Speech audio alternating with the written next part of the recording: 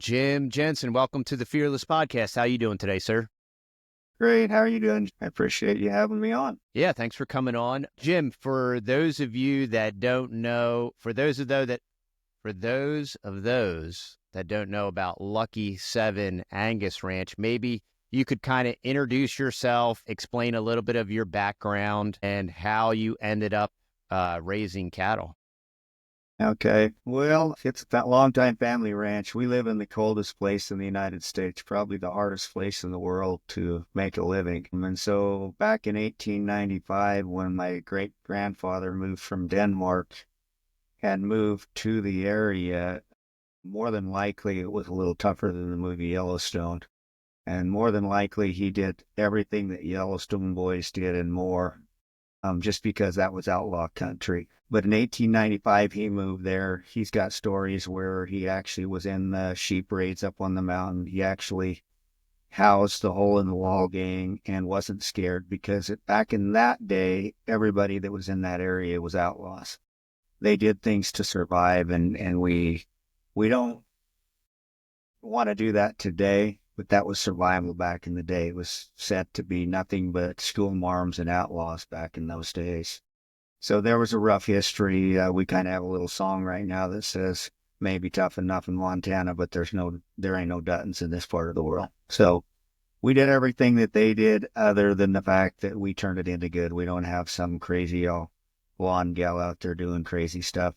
If she would have walked into one of these old ranch wives' house in our neighborhood, she would have been saying Hail Mary within 15 seconds. They wouldn't tolerate a woman like that. So anyway, that was our history. It's coming on a 6th generation ranch right now. It'd be the 4th generation of Jensens. James Jensen was my great-grandpa that started in 1895, and so the family tradition keeps going. My name's James, and I've got 2 children named James, and then James is coming down to the grandchildren too. So long-time family ranch. Like I said, it's got the coldest average daily temperature of anywhere in the United States. We have a 22-day average growing season, frost to frost. We live in the mountains above 7,000 feet, and so that's what we deal with every day. We were a Hereford ranch for years, just because back in the day, that was kind of the only type of cattle that could actually live in that part of the world. When I got to Rains, I started looking into the Angus, and I started the Angus program about 35 years ago and started bringing it in. Kind of an interesting note, the way we got into the final end of the Angus is that we had Hereford cattle and we had Hereford bulls and black bulls, and we have 2 different places, the winter place and the summer place. And one year after I seen how much better the black cattle were doing than the Hereford cattle, I just sent the black bulls over. My dad called me up. He was a little bit upset about that. He said, "Where are you going to send them Hereford bulls over there?" And I said, "I'm not going to. You're not going to use them this year." And once he seen the results from then on, it was just a game changer. But back when I was 14 years old, my dad and I had some really, really powerful Hereford cattle. He bought some registered cattle, and then I was just picking the best out of the herd for wages. And we decided to go buy a Hereford bull, best Hereford bull we could afford back in the time, which I think somewhere between $4,500 and $5,000. But that was years ago, so that would be like $50,000 today. And I put half in, and my dad put half in, and we got the prettiest, best-looking bull that we could afford, and he was just an absolute dandy. We turned him with the cows. A year later, you didn't know what the bull was. He looked like an anorexic milk cow was trying to die on a ranch. And he dried up every one of those Hereford cows completely and ruined every one of the cows that we already had, ruined our program. So I started this program kind of with a little bit of a burr in my or even what burr in my back and a burn in my heart to say I'll never ever do that to somebody else. So we started it by saying we will raise our cattle tougher, not than the seed stock producer, but we will raise them tougher than any commercial person in the toughest place in the world. And our whole entire mission was the customer. We really want to work for the customer. We want our neighbors and our friends and our customers to be better. And so we ran kind of a survival of the fittest model on the program. And after we started selling a few bulls, we had customers call us up and say, "Hey, we used to be able to run 1,200 head of cows, and because of your program, we can run 1,800. So we weren't trying to do the feed efficiency, but we basically created a cow because of the environment and the way we treated them that basically eliminated all the inefficient genetics. And then at that point in time, we bought some vertical mixers so we could weigh and we could get an actual ration every single day to those cattle. And we were feeding them about 65% of what the nutrition requirements were just to try and weed them out. Our limiting factor, as we always said, is when they start eating barbed wire, we're going to have to feed them a little bit more.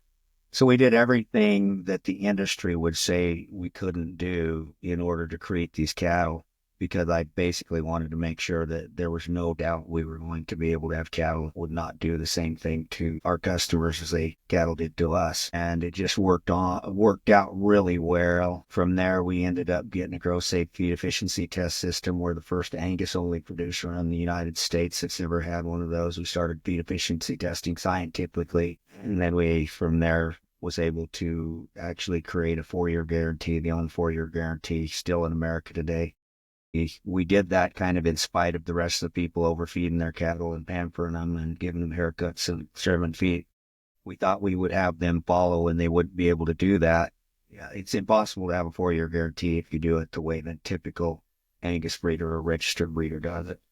That was like 15, 16 years ago, and we still haven't had anybody do it, but it's working quite well for us. And because of all of these things, so you have cattle that live longer, cattle that are healthier, cattle that breed back, cattle that have a calf, and then you have cattle that are feed efficient. In today's world, we got to looking at that, and it's like, well, we're creating cattle that make the customers absolutely the most money. But in today's crazy environmental movement, they're cattle that actually create less greenhouse gas emissions per pound of beef. And so we started thinking about that, watching the neighbors, watching what our cattle were doing, and they're simply doing different things than the rest of the Angus. We said, why would we call them Angus when the Angus cattle are probably not going in our direction, maybe actually, in my opinion, going backwards? Why don't we call them a new breed? And we started doing that, promoting a little bit of the environmentally friendly deal and international notoriety. We've gone on speaking events to UK, and we're kind of known as the feed efficient leaders and the environmentally friendly leaders in this deal. And we call our new breed of cattle Da Vinci's. Just then figured to get here and have the best deal. I call them Da Vinci's. And so we will run with that as until people understand it. These cattle simply, we understand cattle make you money when you get a live calf. You get a cow that breeds up. Cows that live longer, cows that live healthier, and cows that eat less grass. That's how you make money. There's no EPD that can give you these kind of qualities. That was kind of a little short story of what we have done. And how long did it take you to develop the Da Vinci line? How many years do you think until from concept to product? We've probably working on this since for 35 years. And understand, we didn't know we were creating this. We just said we were not going to create cattle that didn't do this. But it's kind of taken about 35 years in the process. And what we see today is the cattle that we have on our place versus the cattle right across the street. They totally do different things. And the customers, when they come back and talk to us, because when you're doing something that nobody else has done, you about half the time you think you're maybe crazy, And so when every one of your customers starts touting the exact same story, then it's like, hey, we actually did do this. Yeah, that is awesome. So maybe if you kind of briefly mentioned what set your cows apart from the competition, but maybe if you could break that down a little bit more regarding the conversion ratio and the feed efficiency. Maybe we could talk about that a little bit, about what makes Da Vinci different than your regular Black Angus. So I guess some of the so what actually happened is you're running cattle in the toughest place on earth. So your survival of the fittest, you're creating cattle that are tougher, stronger, and more feed efficient. So then at an elevation above 7,000 feet, we have a problem called right heart failure. This is actually getting to become a problem in the feedlots as well. Ours is, we call it big brisket, high altitude disease. Theirs is just basically I call it obesity. We're getting the cattle too fat too quick, and their heart and their lungs don't get big and fast. So we had to do this PAP testing, which is pulmonary arterial PAP testing. Pulmonary arterial, I can't think of it right now, but pap testing is what it is, and we run a catheter through the heart, and we do some testing through the heart to find out if these cattle can actually live at high elevations. When we started doing that, we created absolutely cattle that live longer and live healthier, and it's happening not only at high elevations, but it's happening at low elevations. But then when we started comparing feed analysis, so we did a test with Purina one time, and we said they basically have probably hundreds of thousands of test data where they can create a ration. And they created a ration, and it was like 185% of what we were feeding. So they said, this is what a bull does, this is what this has, and this is what this does. And we said, well, that'll never work for us. We can't feed that. So we cut them down to our ration, which was, their ration would have been 185% of what we were feeding. And then if you get other nutritionists and nutritional guidelines down there, you can find out that we're feeding our cattle, most of the time, we're feeding our cattle about 60% of what they would claim they need to eat at all times. In order to get costs of gains and gain ratios, that's a really tricky deal. A lot of people want to know what the cost of gains and gain ratios are. But it all depends on what's your temperature, what's your climate, what's your feedlot, what's all of your, inputs, et cetera, et cetera. So it's really difficult to see that. And what we do know that we did a test, and this was 10 years ago, we did a test, and we were definitely about 15% above everybody else in the feedlot in that test. So we know we're winning on all of those grounds, and then we know that we're seeing customers feed their cattle left. But I can tell you one little study that we do is understand it's a lot of times it's 20 below with a foot of snow, and when we start feeding our heifers, we can actually feed them 1.1% of body weight, and they will do just fine. And that's not a grain ration, that's a roughage ration. And the typical analysis at that level in life with the temperature and third trimester of gestation, they need probably 2.5 or 2.6 of that ration. We're feeding 1.1%, and they're okay. We had to quit that practice just because we're doing it right before calving. And if you don't give cattle any energy right before calving, they don't create any colostrum. So we had to kind of quit that practice. But we had them down to 1.1% of body weight, and they were just fine, but they couldn't create colostrum with that little amount. We actually took a tour with the boys from UK, the guys that hired us to go to the speaking tour. And they wanted to see the 44 Farms cattle in the feedlot because they're all NHTC, and that was the closest set of cattle to what they do back in UK. So they wanted to see them on this tour. We've seen about 300,000 head of cattle in 5 different states. And every one of those feedlots told them they were 28% back of average because of the NHTC and how they had to feed them to qualify for their program. When we got to the end, we went to 2 customers that were feeding our cattle. They fed them exactly like the Walmart 44 Farms cattle, and we were 15% above. So we're beating Walmart 44 Farms by 43% in the feedlot, and we're beating typically the rest of the industry in the feedlot, which is that's really hard to believe for the fact that we create ranchers' profitability. We're the only breeder out there that completely and totally takes care of the rancher. We want you to make more money, and we know how to make you more money. We're not really so much worried about the feedlot and the carcass, but we have to keep them in the box or they won't buy them, and we can't make you money. So we don't even compete with those guys in that terminal cross venue like they're doing. We still beat them by 43%. So we have enough data that there's no question, no doubt that this is working. So you're located in Wyoming? Yes, Boulder, Wyoming is the headquarters, and that's located. Yeah. And then, so is your customer base more exclusively in that area, or are Da Vinci cattle kind of sprinkled throughout the country? So we're starting to get national attention because of what's going on. And so they're starting to sprinkle around the country. We've got cattle that actually gone clear to Mississippi. Kind of an interesting study. The guy bought bulls. The year later, he did not buy them. The next year, he called back and he says, we can't deal with these bulls. He said, they were that much different. We have to buy them. He said, I just didn't buy bulls because I wanted to test them 1 year. We go to Missouri, Montana, Iowa, California. So we're kind of spreading out quite a ways now. Wow, that's cool. The Da Vinci is an Angus breed that is more food efficient, which makes it more profitable. But then there's the whole spin of the environmental impact if you are converting on less feed, according to the modern science models, then you are obviously creating less greenhouse gases. So that's basically a new approach that you began to take for kind of like marketing to the environmentalists. We want to definitely market to the environmentalists, and it wasn't our goal to create environmentally friendly cattle. And I'm not positive I even believe in the movement.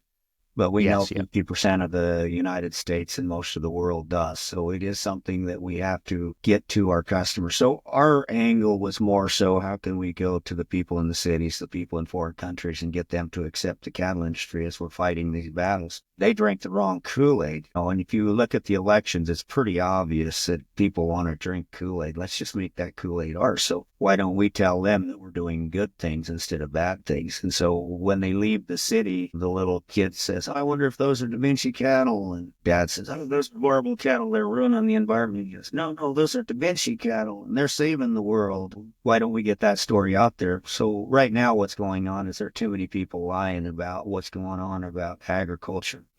We feed the world. It's the most important industry on earth is the agriculture sector. People need to understand that. And so it's just another layer of how we can get into the people that are actually trying to beat us up and throw us to the wind to say, hey guys, you're going to all starve to death without beef. It's a fact. Let's just create. Yeah, and the other major factor of ranching is the conversion of arable land, non-farm land or conventional ag farming, but ranch land where you can run cows that actually improve the landscape, steward the land, give back, fertilize, disturb the soil surface and all these different things while converting themselves into a nutrient-dense food source, right? So not only are ranchers feeding the world, they're feeding the world an incredibly high-quality food that is completely natural. It's not printed on a 3D printer. It's not full of insect parts and all these other different things. It's this nutrient-dense, high-quality food, and the entire process is actually a beneficial process to the planet, stewarding the land. And now you've developed an even more efficient breed that requires less food to convert and is more hardy. So it really is kind of like a perfect storm where you're creating a very high quality product. And by that cow being more efficient, it's more profitable to the rancher. When everything is working properly in a free market, it should be a win for everybody. And I think that's what you're demonstrating with this efficient breed line, is you're bringing a breed to the ranching industry that is creating cost savings to the rancher, which makes them more profitable. And, you're bringing a more efficient cow to the pasture. And, we need cows. We need the beef industry to steward our land and to even create that bison effect, that we had several hundred years ago. And that's what kind of gets lost in all this environmental talk is, that the whole cow farts are bad thing. It just ignores the symbiotic relationship that was created between the land and between the cows that actually creates delicious food for us and actually helps the environment versus hurting the environment. Yeah, that's absolutely right. And what a lot of people don't understand is whether or not a cow's out there eating the grass, when it decomposes, it's going to create the same amount of greenhouse gases. It'll create the same amount of greenhouse gases with or without the cow. The cow just speeds that up, and it's a 10-year cycle that unless you can stop it from raining, you can't stop any of these emissions from coming out of it. But what we have to do is to tell them the true story. And let me tell you a story about Boulder, Wyoming. If you look at pictures back in the 30s, it was nothing but sagebrush arid ground, right? And it was creating very little carbon sequestration in that ground. What we did is we created irrigation, and now we run our cows up there. We intense graze them so it grows up, then it stops taking in carbon. We eat it down, and it starts taking carbon in again.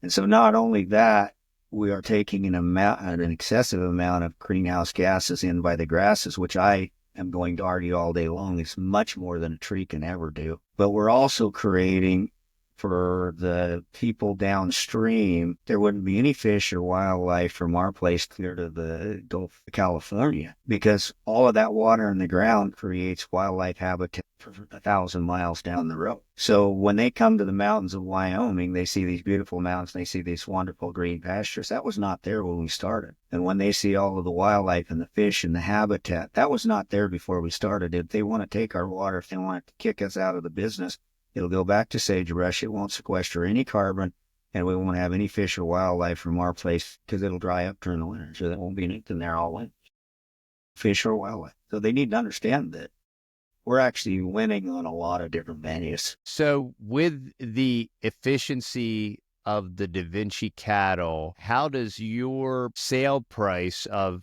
so you're selling bulls and heifers? We basically sell bulls, but we do have some, we don't sell a lot of registered cattle. But we don't Okay. any registered. We created what we think is something elite, and we don't let anybody else have our stuff. So it goes strictly to commercial people that turn them into steers and heifers when we do that. Okay. Okay. And then do y'all end up selling any of your beef direct? Do you have any kind of like a direct order program? We haven't done that yet, but what we are doing, so we're the only answer for all these companies that said that they're going to get 30% reductions by 2030. If you look at the model, they can do feeding programs, they can do things at the feedlot. That's 18% of a cow's life, right? So if they can improve that by X, Y, and Z, they might create 2 to 3% less emissions in a cow's life. And then if they do a little bit of intensive grazing or whatever, they might get 3 or 4. So they can only get to about 7% of their goal of reducing these greenhouse gases by 30% or 30% by 2030.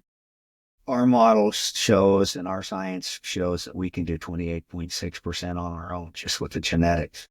So right now we are in negotiations with some of the largest retailers in the world. I could tell you, you'll know them by name. Because they have no way to get to their 2030 or their 30% reduction by 2030 goal without us. We're the only game in town to get them there. Right now, we are not doing any of these smaller time mom to pop, pasture to plate programs because we believe if these guys are, one of the people right now said they want 5 million head in 5 years. We're not going to have a lot of room when that happens. And once the rest of them that decided not to talk to us yet figure out, we're going to control the whole entire beef market because we're the only game. We'll control the genetics, we'll control the way to get there. And so it will become a worldwide deal of how to get your emissions to where you promised you would get. There's no other way.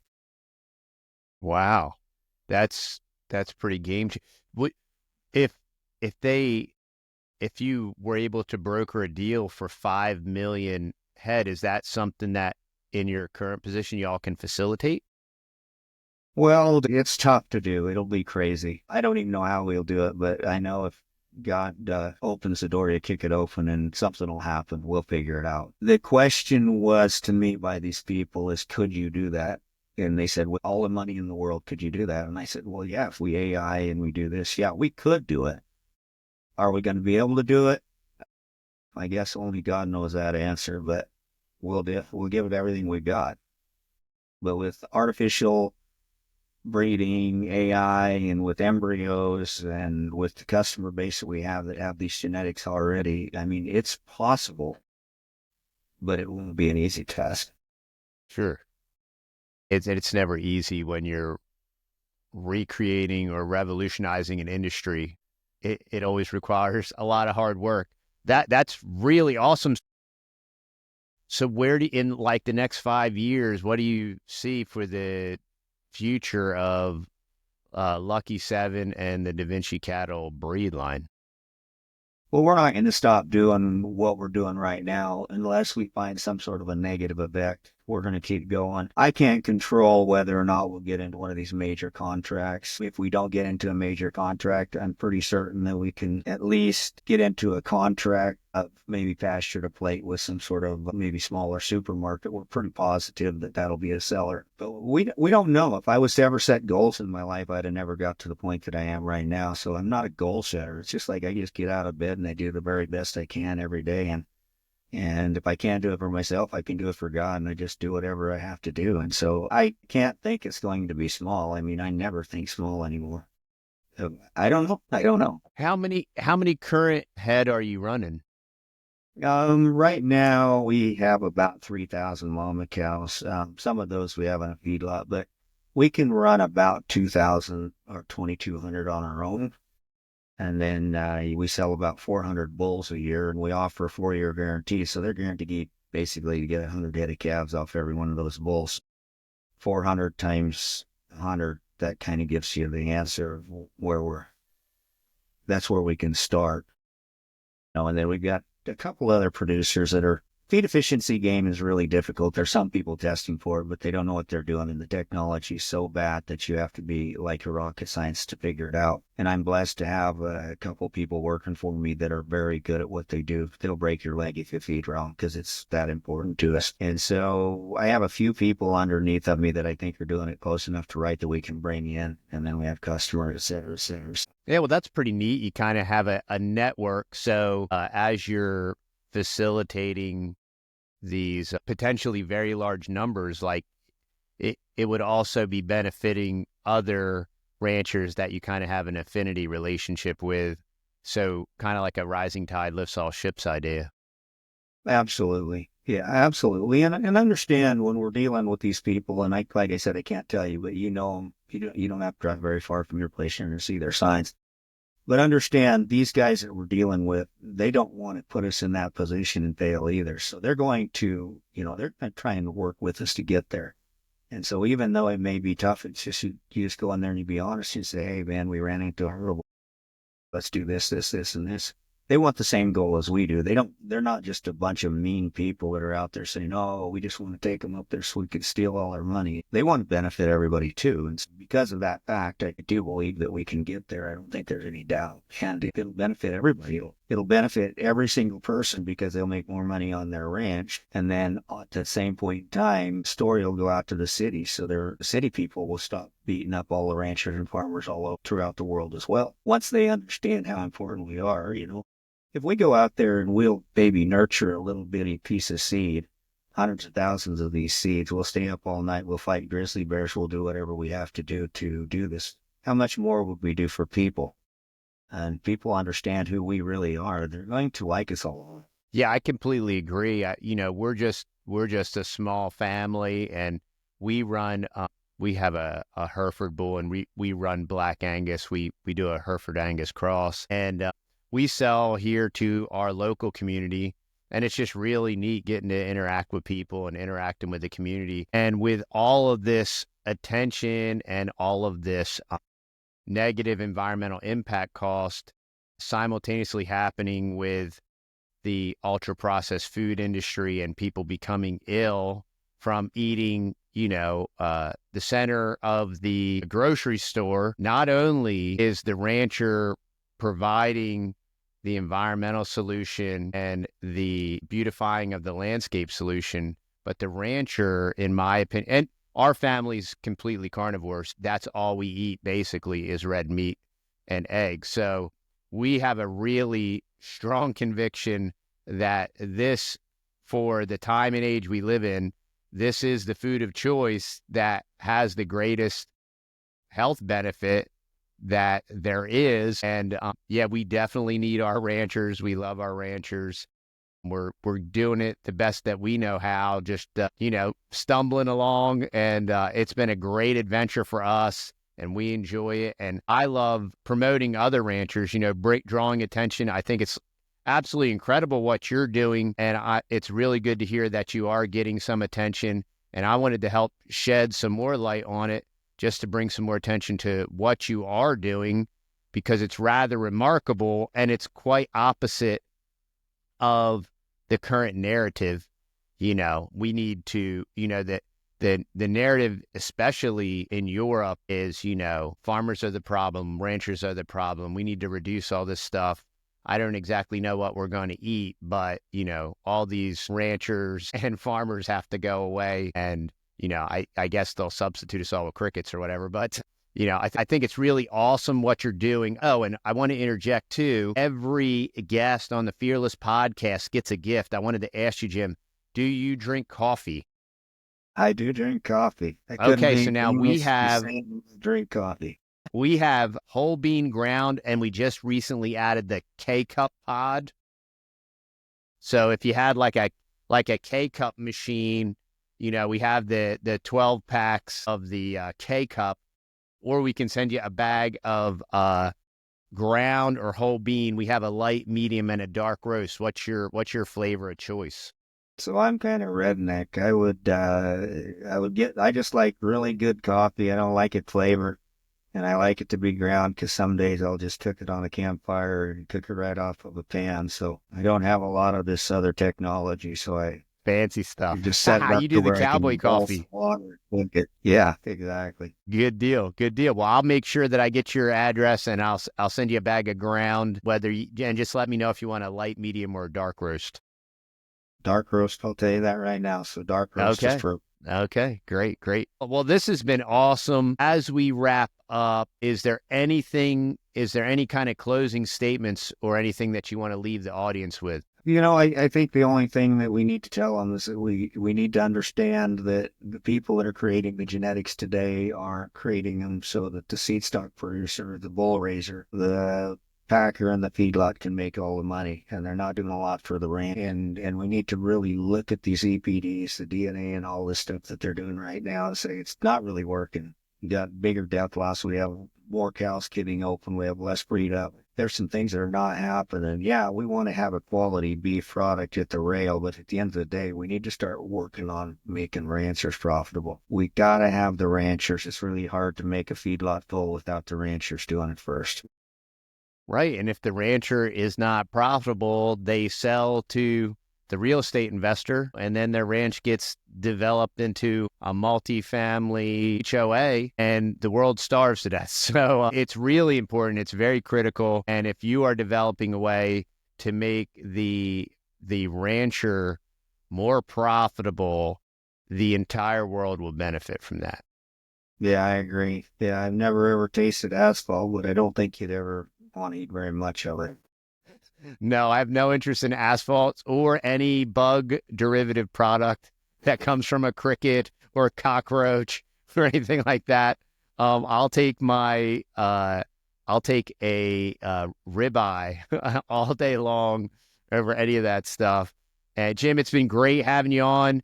I will put all the links down below to Lucky 7 Angus Ranch, and where's the best place for people to contact you if somebody wants to contact you? They can email me at cowboybulls@hotmail.com, or just go to our website. If I give them phone number, it'll be hard. Just lucky7angus.com. There'll be 4 numbers there. It'll have some information. If they want to contact me, that'd be the easiest. Great. Well, this has been a great interview. I appreciate you, Jim, what y'all are doing out there. And thank y'all for listening. If y'all do enjoy our program, remember this is a value for value proposition. Go on over to TheTexasBoys.com and check us out over there. It's a great way to support the channel. And we will see y'all on the next show. Thank you. I appreciate it.